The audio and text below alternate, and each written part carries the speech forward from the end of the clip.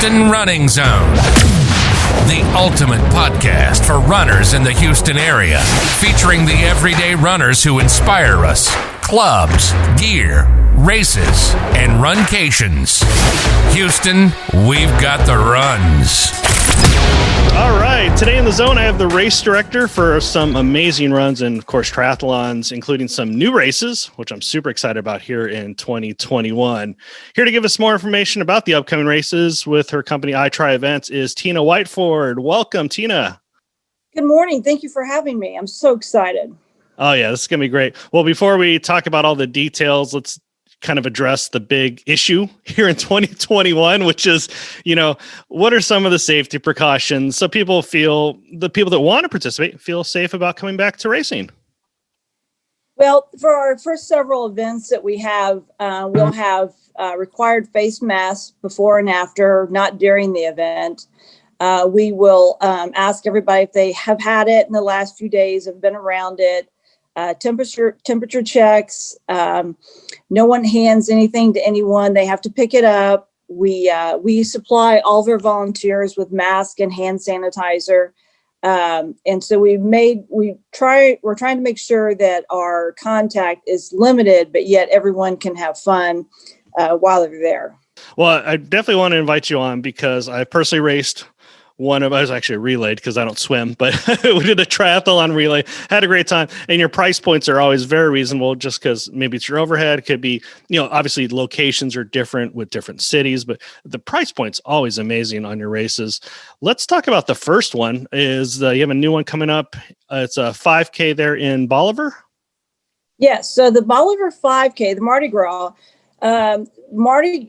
Bolivar, they are still having their Mardi Gras parade. And so they asked if we would do a 5K before the event so that people would have the opportunity to watch the parade afterwards. And so we agreed to have a 5K quick run, long sleeve shirts, medals, beads, the whole 9 yards, awards afterwards, and just get our feet warm for the Bolivar area. Oh, that's cool. And what's the date on that particular race? So that's Saturday, February 13th. It's an 8 a.m. start, so it gives people a little more time to get there. And then, 11 o'clock, parade starts and everybody can have fun. They can, if they want to spend the weekend like we are, they can rent a house down there. House rentals are $120 right now a day, so cheaper than hotels. And and you're talking about so they have a parade. They're having kind of the all festivities, and obviously Bolivar is not the chaotic. Not that there's anything wrong with chaos, but it's not going to be what people think of Mardi Gras. It's going to be more family friendly as well, I believe. Right. It's not. We went to the Galveston Mardi Gras last year, and that's a lot. I mean, we enjoyed it, but it's a lot. So this is not going to be quite as bad. It's very family friendly. And they're just looking to try and keep as much normalcy as we can right now with what we've got. That's super cool. Yeah. Because people want the parades, but they don't want the wall-to-wall people. And I'm just thinking for families, if only one or two people run out of the family, it's the kids can run it. If not, they can spend the entire weekend. Like you said, the house rentals are $100, $120, you said? Yes. So we got in there and they have, went out and made really affordable pricing. So we're making a weekend out of it versus just going down. We're trying to, in 2021, make our events where while the athletes are racing, the family has something to do while they're there. So we've tried to keep that concept with most of our events this year. And the price on that race is relatively reasonable as well. I know it's under $50, but I forgot about how much it costs. So it's $35, and that includes the medal, a long sleeve shirt, a lot of beads, all your after foods and different things like that. Now, is there a cap on the race, or do you know approximately how many people you think are going to be there? It's really hard to estimate, but right now, if we had 100, 150, I'd be happy just for the fact that it's our first year and anything is going to be great. Well, the fact that you do awards is pretty cool because if you're like me, I'm normally a back of the pack runner. So there's a good chance that, a lot of us, 10 minute and above people can actually place, which I love about your races too. So make sure to, do your best and check out your competition. Well, I was always told that I like doing it. I may not win, but I like doing it. So that's all there is to it. You're guaranteed a good time and you're guaranteed a medal. So I like that as well.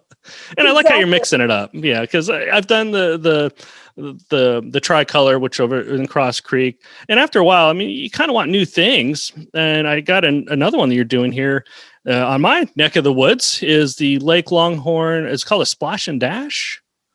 Yes. So our Splash and Dash at Lake Longhorn is nice because it will be a wetsuit.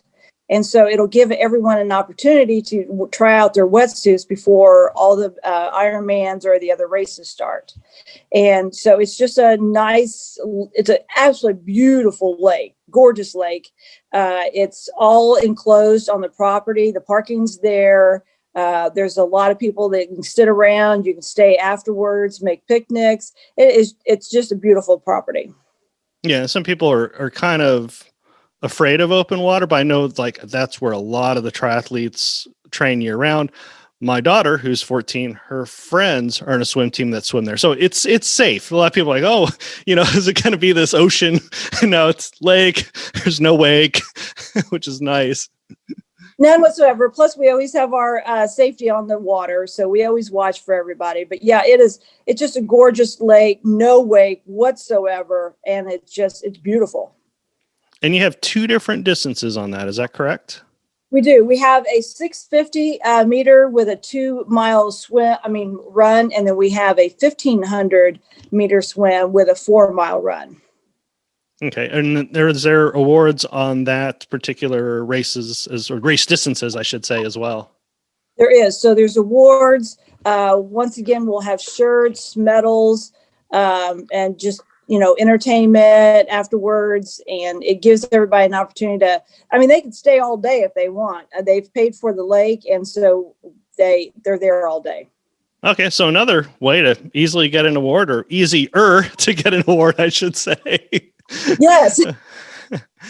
And that is that one technically like a triathlon? So either they can get like a day pass or they can pay for the whole year, which most people do just to be like USTA. What is it US Triathlon Association? I'm not sure what it is. It's USA Triathlon, and you can have a 1 day or you can use your yearly pass. And so it is a Splash and Dash is a USAT event. It's, I don't know, like $20 for the year, whatever it is. It's worth it because there's added insurance and so many cool things that happens with the association. Yes. As well. Now, for either one of your races, do you need any volunteers or anything like that we can help out with? It takes a village, and so we can always use volunteers. It could be as little as handing, filling cups for water. It could be handing medals out or laying them out. We always need volunteers. And what's nice about our volunteers, like it has been for the last several years, if you volunteer for a race, then I'll give you an entry to one of our other races for free. Oh, we should have started with that. Okay. I'm definitely in for this. This is cool. All right. Well, that is awesome. So I would have been there anyways, but I'll definitely volunteer. Now you have more races coming up in 2021. So I definitely want to have you back on, but I really want to focus on these 2 because they're super cool. People are just anxious to get back to racing. But where do people find out about your races? What's the best way? So they can go to www.itrievents.com, and it will list all of our races that are new, and it will list the ones that we're still waiting for. We have a couple of counties that are still in deliberation on okaying events. And so once we have those 2 counties, then we'll be ready to go, and we'll have a full calendar for the year. All right. Terrific. Yeah. Look forward to it. And I'm sure I'll catch up to you at the Houston Racing Tri Club? I know you're a big part of that one as well, which is a little bit of everybody on there. Yeah. Yes. Yeah. All the slow triathletes like myself and the fast ones. Awesome. Well, Well, terrific. Well, thank you so much for taking the time. I'll let you get back to your day, and we'll definitely have you back on for all your other new races coming up in 2021.